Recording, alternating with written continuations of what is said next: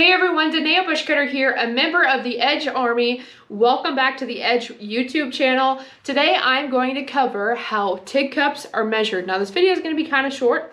I'm going to throw some fun facts in there and I hope you enjoy. So let's get to it.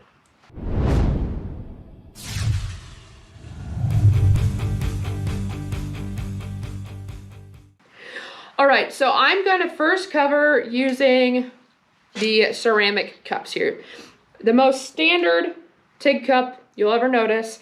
And of course I'm going to go over edge cups because, you know, that's kind of why we're here. So how TIG cups are measured, it's as simple as they are measured in 16ths. So if you got a number, there will be a number on your TIG cup. Yes, it's that easy. They did not overcomplicate this, all right? So every TIG cup should have a number on it. That number is telling you how many 16ths it is. So this is a 6/16, otherwise known as 3/8. And you're probably wondering where they're pulling that measurement from. Now this is going to be the end that's closest to your torch. So you're going to have your torch, you're going to screw that on, and this end that's closest to the end of your tungsten or the weld puddle, however you want to look at it, is where they're pulling that diameter from. So from this point to that point is 3/8. So on and so forth, 7/16, yada, yada, yada. You kind of get what I'm getting at. So that outside diameter is where they're pulling that measurement from. Now, comparing this to edge cups, I've actually got two of the same, one in the ceramic and one in a Pyrex cup, okay? So these are both 7s. So this diameter here, both of these are going to be the same. And yes, I checked before I filmed this video. They are the same. They should be the same. It is a standard across the board. Any company that makes a TIG cup, if they label it a number, that should be what that diameter is. All right? So this is the same, 3/8, but obviously they're a little bit different. Now this is using, both of these are using gas lenses. Okay, now if you have a normal torch, or not a normal torch, like a normal collet body, this is what yours is going to look like, okay? But again, same numbering system. Nothing changes. It's just going to be longer to fit that collet body, okay? So again, these will fit gas lenses. You'll notice they're a little bit shorter, stubbier. And if you're wondering what a gas lens looks like, boom, okay? There's a gas lens for you. So it is an industry standard. If you put a number on a TIG cup, that's the diameter or the outmost diameter that's closest to your weld puddle. Another little fun fact or tidbit, this is a standard TIG cup here. And this pink material is actually alumina oxide. Again, I'm not a scientist, so if I pronounce that wrong, you don't need to come after me. But this is made out of a alumina oxide, which is a version of ceramic. And the TIG cups are either made out of a Pyrex or a quartz. Now you're probably wondering, what the heck is the difference?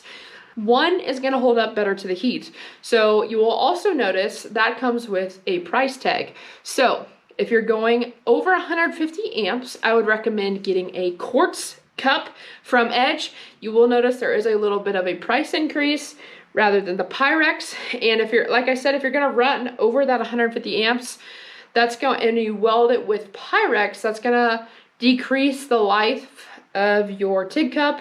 So again, if you're gonna weld over 150 amps, just invest in quartz cups and you're not gonna have to worry about that, okay? So I'm gonna show you a couple different versions of TIG cups from Edge, just so you can kind of see, again, that outside diameter is going to remain the same the entire time. It does not change whatsoever.